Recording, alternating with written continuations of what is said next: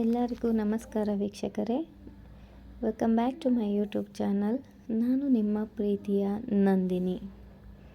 ಇವತ್ತಿನ ವಿಡಿಯೋದಲ್ಲಿ ಅತಿ ಸುಲಭವಾಗಿ ಮತ್ತು ರುಚಿಯಾಗಿ ಬಿಸಿಬೇಳೆ ಬಾತ್ ಹೇಗೆ ಮಾಡೋದು ಅಂತ ತಿಳಿಸ್ಕೊಡ್ತಾ ಇದ್ದೀನಿ. ಬನ್ನಿ ನೋಡೋಣ.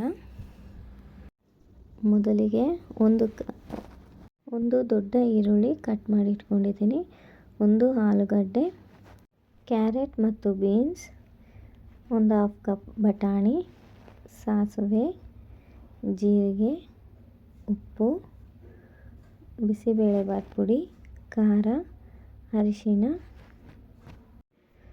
ಸಾಂಬಾರು ಪುಡಿ 1 ಟೀ ಸ್ಪೂನ್, 2 ಟೊಮೆಟೊ, ಸ್ವಲ್ಪ ಹುಣಸೆಹಣ್ಣು ನೆನೆಸಿಟ್ಟಿದ್ದೀನಿ. ಈಗ ಪಾತ್ರೆ ತಗೊಂಡು ಸ್ವಲ್ಪ ಎಣ್ಣೆ ಹಾಕಿ ಸಾಸಿವೆ, ಜೀರಿಗೆ, ಕರಿಬೇವು ಹಾಕಿ ಈರುಳ್ಳಿ ಹಾಕಿ ಸ್ವಲ್ಪ ಚೆನ್ನಾಗಿ ಫ್ರೈ ಮಾಡಿ.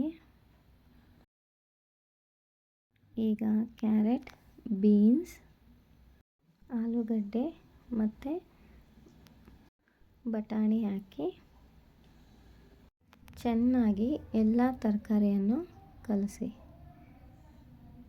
ಈಗ ತರಕಾರಿಯನ್ನು ಈ ರೀತಿ ಕಲಸಿ ಸ್ವಲ್ಪ ಹೊತ್ತು ಬೇಯೋದಕ್ಕೆ ಬಿಡಿ. ತರಕಾರಿ ಬೆಂದ ನಂತರ ಟೊಮೆಟೊ ಹಾಕಿ ಮತ್ತೊಮ್ಮೆ ಕಲಸಿ. ಎಲ್ಲ ಈ ರೀತಿ ಕಲಸಾದ್ಮೇಲೆ ಈಗ ಇದಕ್ಕೆ ಹುಣಸೆ ಹಣ್ಣಿನ ರಸ ಹಾಕಿ ಮತ್ತು ಸಾಂಬಾರು ಪುಡಿ,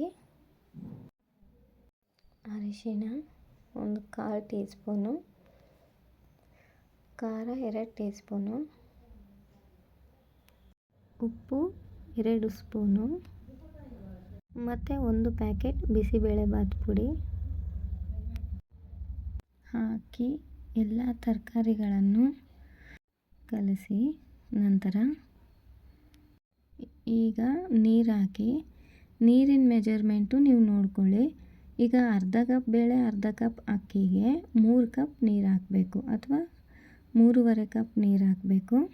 ನೀವು ಯಾವ ಮೆಜರ್ಮೆಂಟಿಗೆ ತೊಗೊಂಡಿದ್ದೀರೋ ಆ ಮೆಜರ್ಮೆಂಟಿಗೆ ನೀರು ಹಾಕಿ ಅಕ್ಕಿ ಹಾಕಿ, ಅಕ್ಕಿ ಬೇಳೆ ಏನು ಮಿಕ್ಸ್ ಮಾಡಿ ಇಟ್ಟಿರ್ತೀರಲ್ವ ಅದು ಹಾಕಿ ಆಯಿತು. ಕುಕ್ಕರ್ಗೆ ಹಾಕಿ ವಿಸಿಲ್ ಹೊಡಿಸಿ. ಒಂದು 3 ವಿಸಿಲ್ ಆಗಲಿ. ಬಿಸಿಬೇಳೆಬಾತ್ ಅಲ್ವಾ, ಮೆತ್ತಗಿರಬೇಕು. ಒಂದು 3 ವಿಸಿಲ್ ಆಗಲಿ. ನಂತರ ಈಗ ಬಿಸಿಬೇಳೆಬಾತ್ ರೆಡಿಯಾಗಿದೆ. ತುಂಬ ಸೂಪರಾಗಿದೆ ಫ್ರೆಂಡ್ಸ್. ಖಾರ, ಉಪ್ಪು, ಹುಳಿ ಪರ್ಫೆಕ್ಟ್ ಆಗಿದೆ.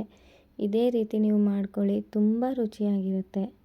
ಸೊ ಇದೇ ರೀತಿ ಹೊಸ ರೆಸಿಪಿ ನಿಮಗೆ ಬೇಕು ಅಂದರೆ ನಮ್ಮ ಚಾನಲ್ನ ಸಬ್ಸ್ಕ್ರೈಬ್ ಮಾಡಿ, ಶೇರ್ ಮಾಡಿ ಹಾಗೂ ಬೆಲ್ ಬಟನ್ನ ಒತ್ತಿ.